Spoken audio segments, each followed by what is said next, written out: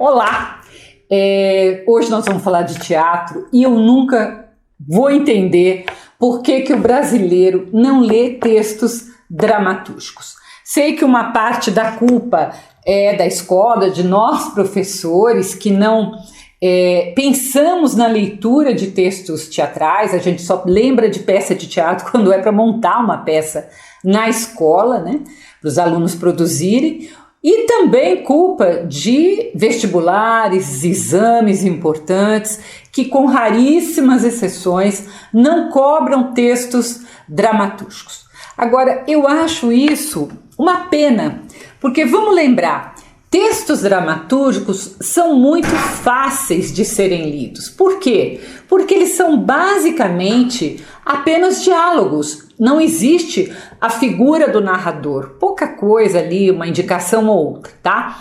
E por isso mesmo, eles podem ser uma excelente ferramenta para o estímulo da leitura, porque às vezes quem não tem o hábito acha que a descrição do cenário, a descrição do ambiente que um escritor faz através do narrador pode ser muito longa.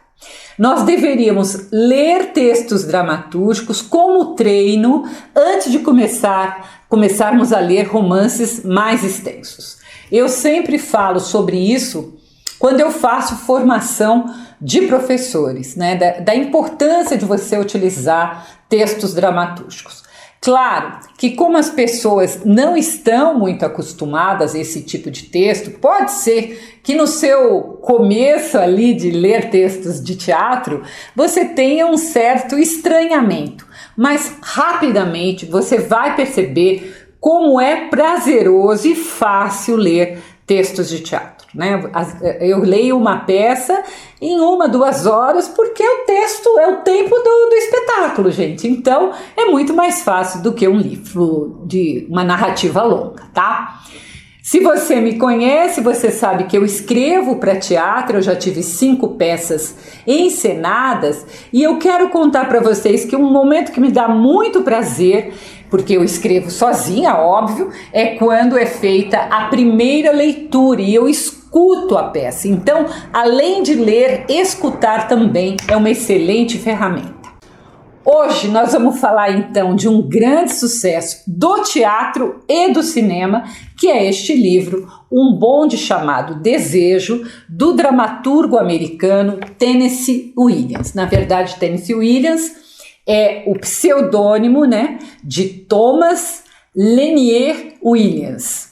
O escritor nasceu no Mississippi em 1911 e faleceu em 1983, depois de receber inúmeros prêmios pela sua obra. Como muitos escritores, a gente que trabalha com a biografia, eu faço até uma sessão aqui no canal chamada Quem Foi, né, que são biografias, o Tennessee não teve uma infância e adolescência muito fáceis. De saúde frágil, ele nunca teve a atenção do pai, que preferia o irmão. Além disso, o seu pai era alcoólatra e viciado em jogos. Então isso na família, todo mundo sabe que vira um caos. Já era ruim e depois a família muda-se para St. Louis e então, além dessa agressividade do pai, o Tennessee também conhece a pobreza, né? Já que quando ele morava no Mississippi, seus avós, que eram aristocratas falidos, eles escondiam muito bem a real situação da família. Para fugir então a esse problema dentro de casa, a essa pobreza, esse sofrimento todo, o Tennessee, ele se refugia em seu quarto. Ele só sai do quarto nessa época para fazer as refeições. Ele pinta o quarto de branco e ele monta ali um zoológico de animaizinhos de vidros. Ele não saía então do quarto nunca, né? Já falei, só para comer. E essa fase da vida dele vai ser a inspiração para uma outra peça sua muito famosa, chamada Zoológico de Vidro, que aqui no Brasil recebeu o nome de A Margem da Vida, tá? E a margem da vida, então, é justamente em cima desse episódio do escritor, do dramaturgo, de ficar recolhido em seu quarto só com os animaizinhos de vidro. Em St. Louis, o Tennessee Williams, ele se apaixona por uma moça, é o seu primeiro amor, mas o namoro foi proibido pelo pai, que achava a moça de uma condição inferior a deles, o que era uma bobagem. Primeiro, porque eles eram pobres, e segundo, porque mesmo que eles fossem ricos, isso não é razão para se proibir um namoro, né? Aliás, ninguém pode proibir namoro nenhum. E aí, essa proibição agrava esse emocional do Tennessee Williams, que já não era muito estável, e aí ele para de fazer, não quer fazer mais nada, ele vai para bares, ele se vicia em álcool e acaba em um sanatório. Lá no sanatório é que ele vai escrever a sua primeira peça de teatro, não é uma grande peça, mas é o início da carreira. Fora do sanatório, ele continua então escrevendo, e ele ganha um prêmio de dramaturgia de Nova York, que era um prêmio importante. Ele ganhou $100 na época, que era um bom dinheiro. E um produtor de Hollywood gosta da peça que ele mandou lá pro prêmio e o contrata para escrever roteiros. Só que ele não consegue concluir nenhum roteiro, então ele é despedido e ele entra novamente então em depressão. Então passa mais um tempo, ele vai escrever A Margem da Vida, que será o seu primeiro grande sucesso, quando ele começa então a ficar famoso.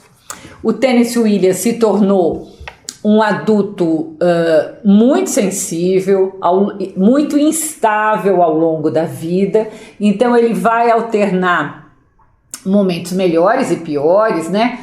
Momentos de depressão com euforia, e ele era muito suscetível a críticas sobre as suas peças, então qualquer coisa que falasse o abalava. As suas peças vão basicamente falar de violência, solidão, marginalidade e o desejo sexual reprimido. Mais tarde ele se assume como gay, então isso resolve ali muitos problemas dele de emoção também. Um bonde chamado Desejo talvez seja, junto com Gata em Teto de Zinco Quente e a própria A Margem da Vida, suas principais peças de teatro. E o bonde traz uma personagem que se tornará uma das personagens mais conhecidas da história da literatura, que é Blanche de Bois, e que sem dúvida é a personagem mais importante de toda a dramaturgia de Tennessee Williams. Blanche é a personagem principal da peça, e quando a peça começa, a Blanche está chegando na casa da sua irmã caçula, chamada Estela, para morar com ela. A Estela não sabe, mas ela está indo para morar com ela. O bonde que a Blanche pega para chegar ali no bairro da casa da irmã, ele se chama Desejo. Então é daí que, claro, vai sair o nome da peça, juntamente com o desejo dos personagens ele está o tempo todo presente nesta peça, mas também, como eu já disse antes, na dramaturgia do Tennessee Williams. As irmãs, então, elas eram de uma família rica, em outro lugar, em outra cidade, mas Blanche, que é a mais velha, ficou para administrar a propriedade, os poucos bens ali que tinham sobrado, mas ela acaba perdendo tudo.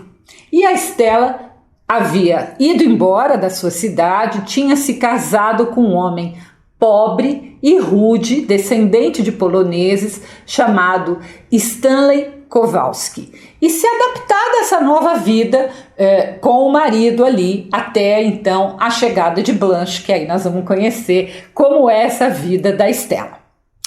Desde que a Blanche chega àquela casa pobre da irmã, em um bairro pobre de Nova Orleans, a Blanche, ela não se conforma com a situação da Stella.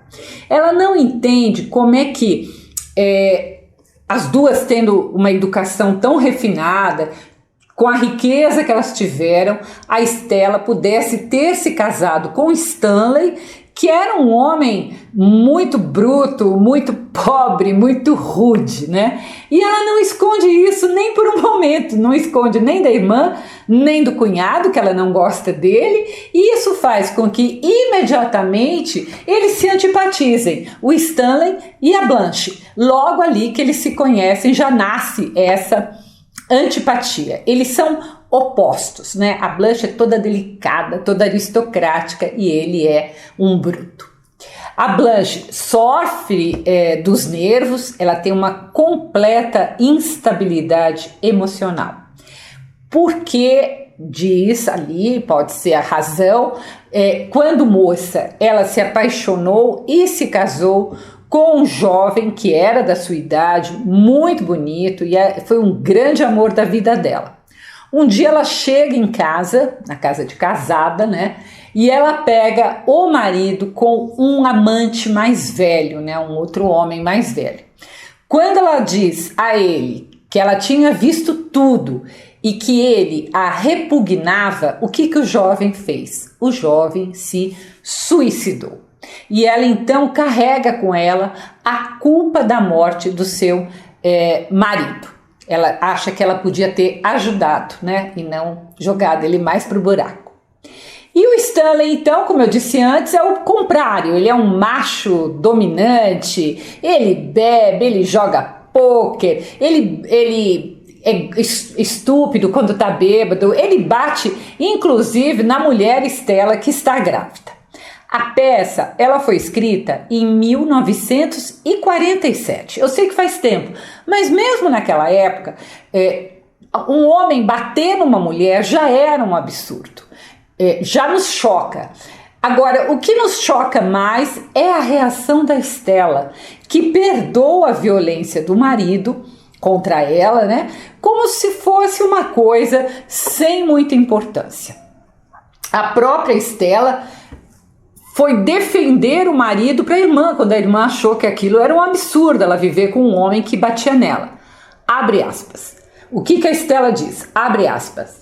Existem coisas que acontecem entre um homem e uma mulher no escuro que de certa forma fazem todo o resto parecer sem importância. Fecha aspas. O que ela está falando, as relações sexuais valem uma surra de vez em quando. Gente, eu acho isso um absurdo, né? Claro que a intenção do escritor não foi normalizar essa violência, mas mostrar como que ainda havia mulheres que se submetiam a essa violência naquela época.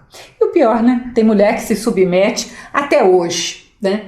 Como se o homem tivesse um direito de posse sobre elas que estava incluído ali maltratar. É uma crítica que o escritor faz a esse comportamento, tá? Não é uma apologia, é uma crítica, é um absurdo, né? A peça mostra bem como isso é um absurdo. Mas, gente, eu sempre digo, a peça é o retrato de uma época. Esse é o grande mérito da literatura, né? Ela retrata a época em que o escritor viveu. A Blanche, então, tem uma sensibilidade exacerbada e ela mantém, como eu já falei, as suas maneiras aristocráticas, mesmo naquele lugar, né? Ela está sempre à procura do amor e ela busca também satisfazer pequenos desejos. É uma estranha no ninho, ali lá em Nova Orleans, na casa da irmã, e naquele mundo de gente muito rude, muito objetiva, que não tem tempo para arte ou para sensibilidades. A Blanche, ela esconde segredos que vão sendo revelados à medida que você vai avançando na leitura da peça, mas que, claro, eu não vou contar porque eu não quero dar spoiler. Como eu disse antes, é um texto muito rápido e fácil de ser lido e vale a pena. Então acho que é um bonde chamado Desejo. Se você não tem o costume de ler teatro, é uma boa porta de entrada. Se você quiser conhecer minhas crônicas, eu as publico todas as terças-feiras no meu site www.miriambevilacqua.com.br. Não deixe de se inscrever, de compartilhar, de comentar tudo isso que é tão importante para o crescimento do canal. Muito obrigada!